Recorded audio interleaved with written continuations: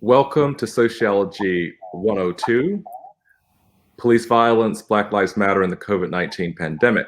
I'm your instructor, Professor Weary, and I am joined today by Dr. Ruud Wouters from the University of Antwerp. Welcome.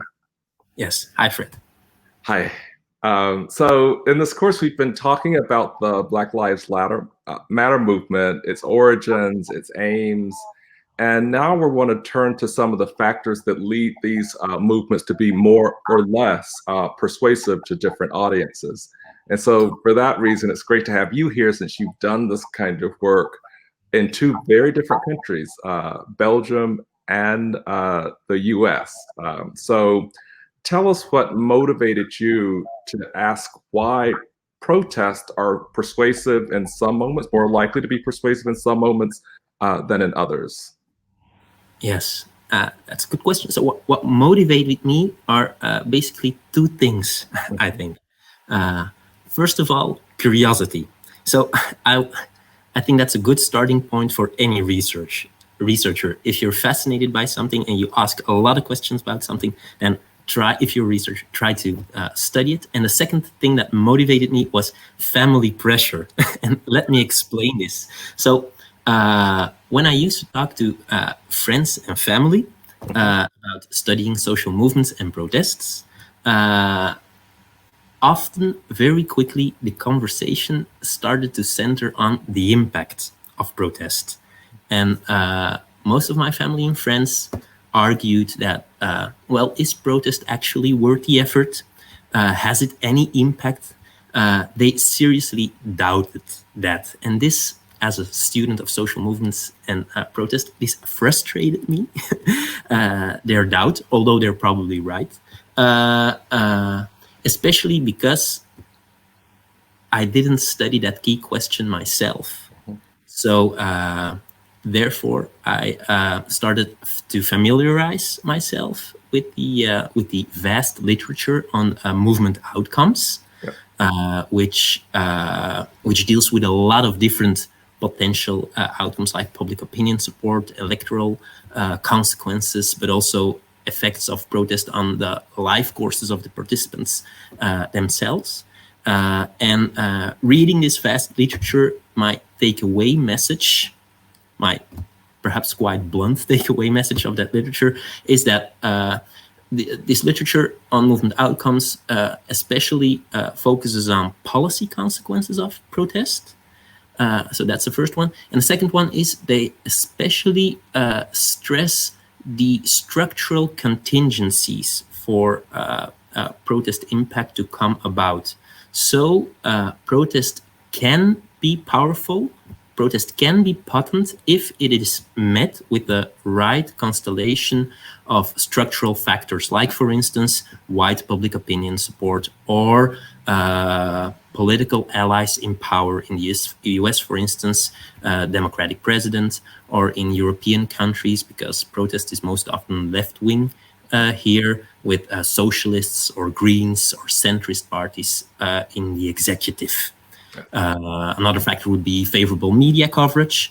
And while this is really interesting, these conditions why protest can be, or under which protest can be effective, this also disappointed me a bit, because it shied away a focus on the agency of protesters, of how protesters, by what they do themselves, can make for change. So the takeaway message for at least my reading from that literature was that protesters could as well wait till the stars are in the right position for them to have an impact. So my logical, I think, follow-up question was, how can protest affect these structural conditions that can make them effective?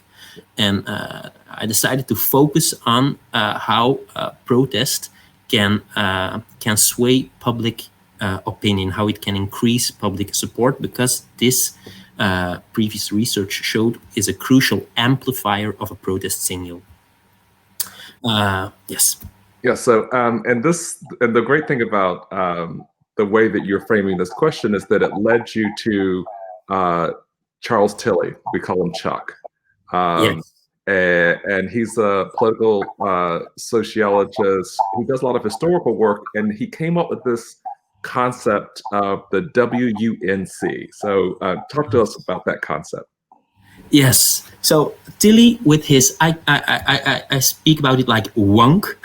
I'm not sure whether it's proper English, but it fascinated me. It was like when I first read it, wonk. I thought, what the wonk? what is it? What is this strange thing? So it's an acronym, and it stands for wordiness, unity, numbers, and commitment.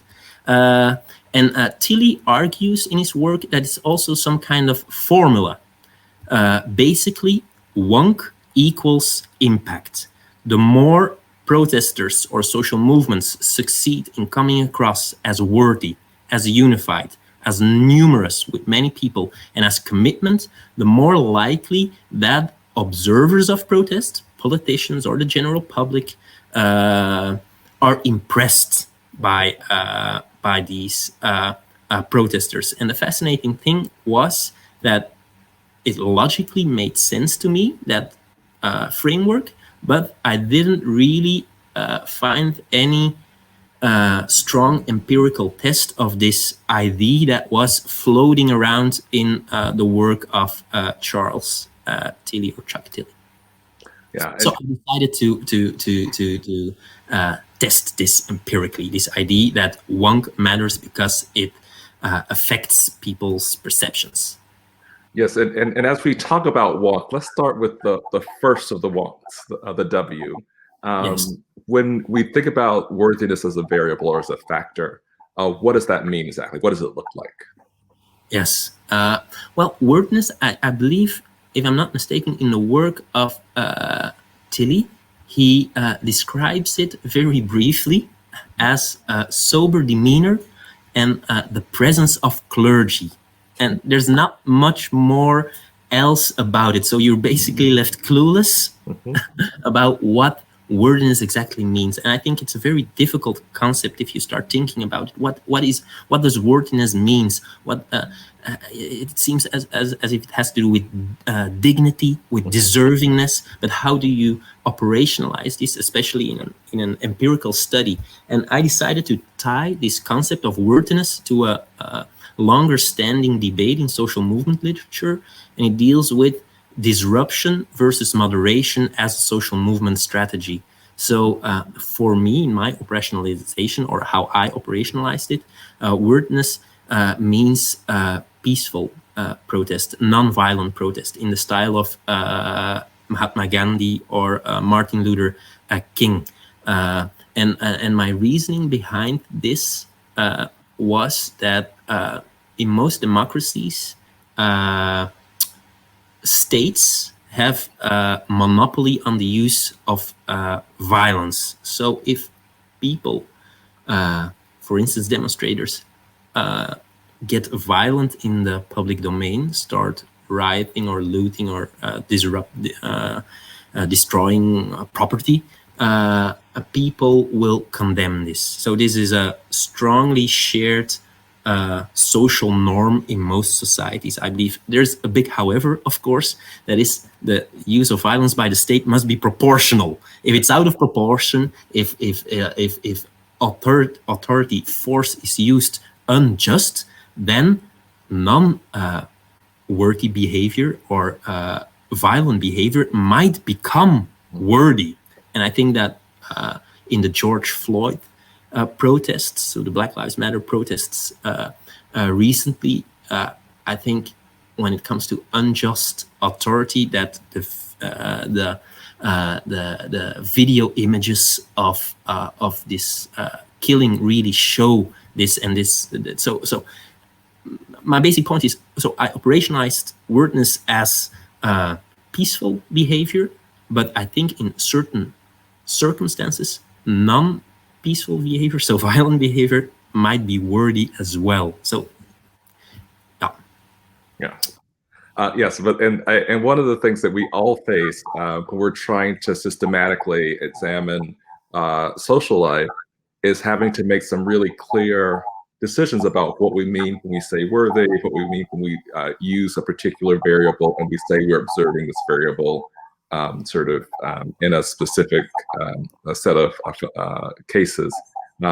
there's another variable there, unity. So when we hear unity, what should we be thinking about? Unity is about having a clear message that is shared by all protest participants. Of course, it's hard to get to know the unity of protesters. How unified are they actually? So a lot of these Wunk factors are social constructions. It's not. It's intermediaries, like for instance journalists and the media, that paint an image of demonstrators as being unified or not. But also here, I think demonstrators can have some agency. For instance, by similar dressing, by dressing similarly, protesters can broadcast this idea of being a solid block. Think, for instance, about the Women's March and all the pink pussy hats. If you have these images in your mind about this vast amount of people filling squares, all with these pink hats, you really think, wow, that's impressive. All these people are here for the same purpose. And in my study, I operationalized unity, especially not by how these people were, not by these people's clothes, but in the voiceover. There was of the news item, which was my stimuli in the experiment. There was a journalist saying they really had a crystal clear message, which then depended on the experiment. Or the other condition was that some related claims were being made.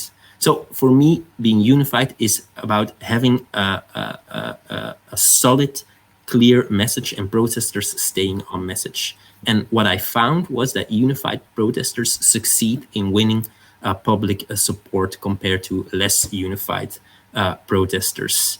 Voila. Voila. And one of the other things that you pay attention to is the diversity of the protesters themselves. And this would suggest that if we only saw one demographic group, so if it was only Black people marching without others visibly representing different demographic groups, that we would be sort of perhaps less likely to see persuasion in a general audience. So can you talk to us about this issue of how diversity works? Yes, absolutely. So Charles Tilly identified 4 factors, and I added an additional one: diversity. So I speak a bit of dwunk instead of wunk, which makes it probably even crazier to some extent, or funnier. So diversity deals, as you said, with the socio-demographic composition of the protesting group. High diversity is, for instance, not only women marching, but also they are joined by men. Or in a pension demonstration, not only the elderly walk, but also youngsters. Or in a US context, people of both sides of the aisle, Republicans and Democrats, join forces in a demonstration. And in the case of Black Lives Matters, I operationalized it as not only the presence of African Americans, which is the community that's been hit by this injustice, but also by non-African Americans, whites. And so the general mechanism that I tried to assess with this paper was whether identification works as a mechanism for explaining how these wunk features or dwunk features translate in movement support.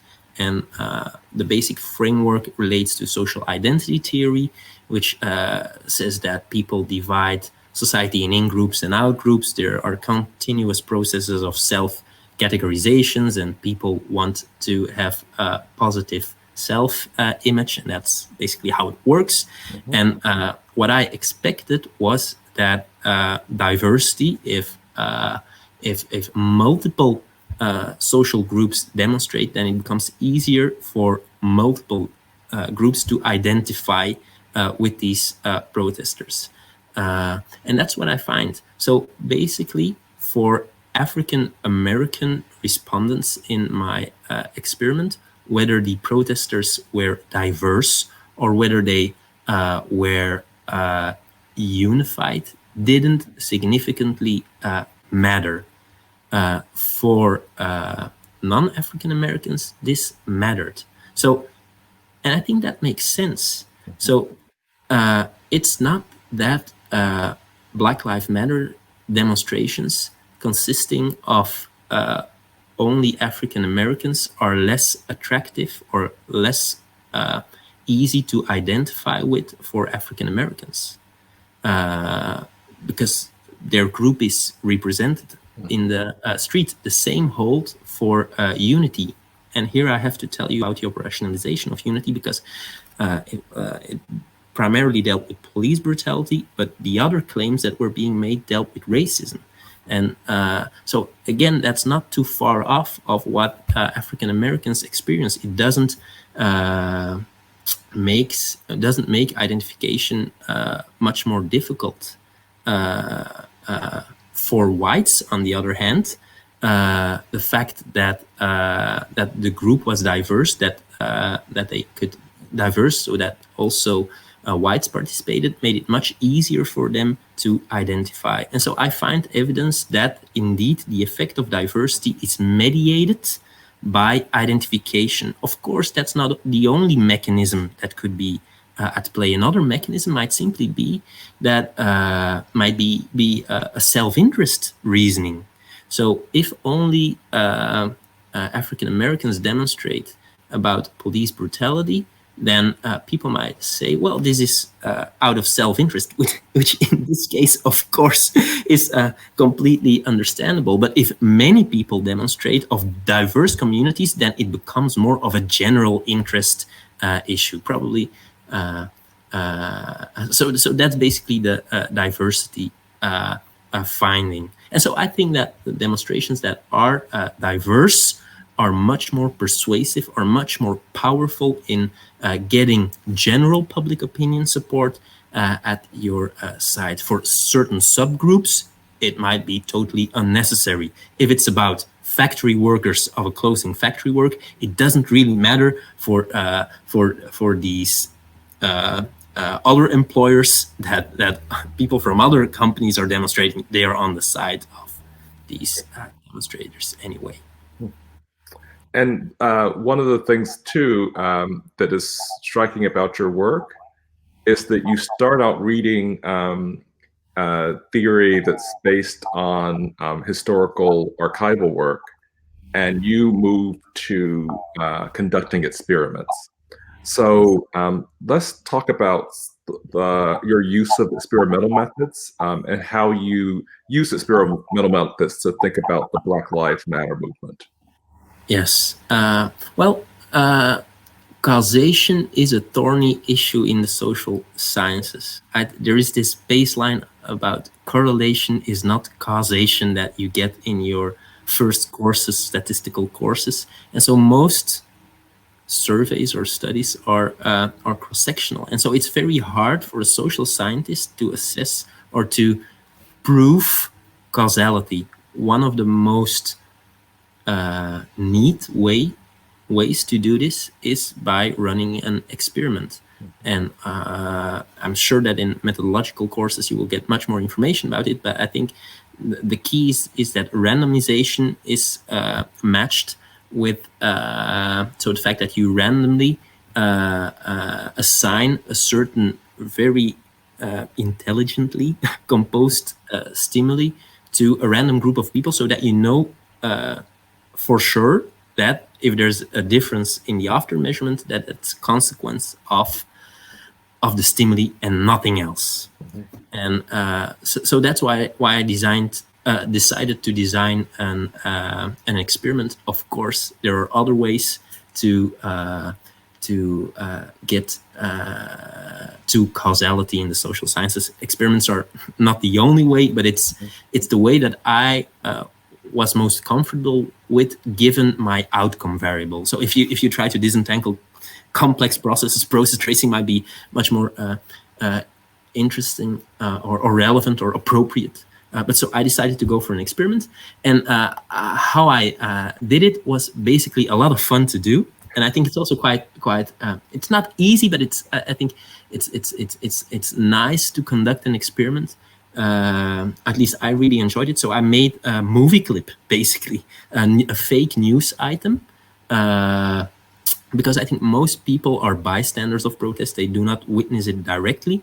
And so they come to see it via news items narrated by journalists. And so basically what I did, I went to the CBS and other cable stations news archive online, and I scraped images of all kind of Black Lives Matters protests. And then I started editing together with, I was a visiting scholar in Stanford that year when we were designing the stimuli. And John Walker, who was an aide, of a professor over there, Shanto Iyengar, he edited all the clips with me very systematically. They are on YouTube, so you can watch them. And I have also a clip that shows the extremes, so a very high wonk clip and a very low wonk clip side by side, so you can see the difference. You can perhaps check it out if you read the article. And Tonya Mosley was the journalist who did the voiceover, and I think she's a journalist now at NPR. But we had a lot of discussions about how we should write the voiceover and how we should, which images when, because your different conditions need to be as equivalent as possible. And then, of course, so after the editing, there comes a round of testing. So you do manipulation checks to see whether a high diversity or a high unity protest is indeed perceived by a test sample as indeed being more diverse compared to low diversity protests. And so that's basically how I did it. And then I embedded the YouTube clip in a survey, a representative survey, and sent to an online panel. And the useful thing about this discussion too is that we have students who are going to be designing experiments, not for this course, but when it's time for their junior papers and senior theses. We also have graduate students who are actively engaged in experiments, and so for me, it's especially useful for them to hear about this process of how do you figure out what to experiment on, and how reading widely allows you to sort of come up with some innovative theorizations. So this is kind of sociological gold for me. And I guess finally, now that you've done this work, you realize there are things that we still don't know. And this happens with every study, right? So we find something out and it tells us we know this, but now we don't know that. So yes, talk us through some of the things that we still don't know, things that might sort of be follow-up work from your study. Yeah, well, so I think replication is key in the sciences. I mean, I conducted 2 experiments. That's nice, but also not that impressive. If you really want to make a statement, make a claim, you need much more evidence. And I think that's how science works. It's cumulative. Everybody reads each other, everybody reads each other, and then every paper is another addition to what we know. And here I think in terms of replications, I would say there are the standard issues of generalizability and robustness. So in terms of issues, for instance, both issues, in Belgium I did a study on asylum seekers, and seeking asylum seekers, and in the US on the Black Lives Matter. These are highly politicized, highly salient topics. So this is a strength in one way because the conditions are relatively similar. On the other side, it's a weakness because what about all these other issues that are, for instance, newer or less politicized, or where people have less crystallized ideas about? Is the persuasive power of protest much larger? Do different factors can play a role in these issue contests, let's say? So changing the issue. Then another similarity is that both Belgium and the US are democracies. They are very different democracies in terms of how the party system works and how the electoral rules are. We live in a proportional, not a majoritarian system. And so this might also affect how people behave politically and how they look at protest. So one of the things I wanted to do was to focus on now in the paper you read, or that's published in Social Forces, I focus on similarities between the two countries. But one thing I try to do, but I think I failed, is showing how, for instance, in Belgium, where you have a very strong and institutionalized civil society, that protest is much more legitimate compared to in the US, where it's often a bit more fringe, at least perceived upon. So I wanted to do something with these two different contexts, but I got absolute no results, for obvious reasons, probably because the experiment wasn't designed to really assess these aspects. So that's also something. Another aspect is what I basically really expected, is that, like we discussed about the diversity finding, that different groups of people interpret these wonk characteristics differently, so that worthiness for one might be unworthy for another, given certain predispositions. Like, for instance, Republicans and Democrats might interpret the same event very differently because of their different political leaning. And so there's a bit literature on motivated reasoning and all these stuff. And basically, I really expected, given high polarization in the US, to have these two groups of people, these two camps, let's say, to interpret or to assess, to score protests differently depending on these features. But again, that was something that I didn't really find. Yes, I found that African Americans and non-African Americans perceive or are differently affected by diversity displays, for instance. But I expected more to be this to be more prominent. For instance, it could be that strong Republicans find peaceful protests of Black Lives Matter protesters also unworthy. But that didn't really came out of the analysis. And then finally, I think one way forward is, my analysis is really, it's a mediation analysis, but it's relatively simple and straightforward. It's only a first step.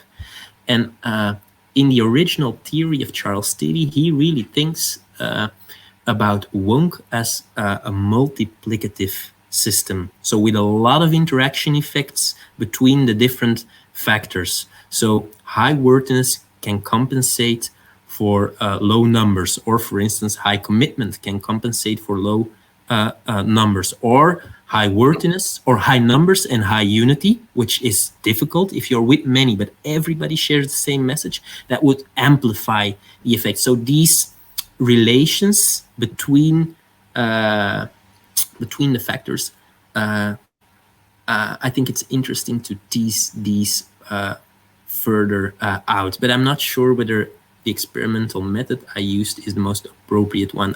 For instance, QCA analysis might be relevant because they sort some kind of path or combination logic out. But that's perhaps something for in the future. And as the research process goes, there is always a future, and a future that stretches well beyond our own careers. So yes, thank you so much for this very helpful conversation, this very systematic approach to the study of social life. And I look forward to reading more of you. All right. Thanks for having me.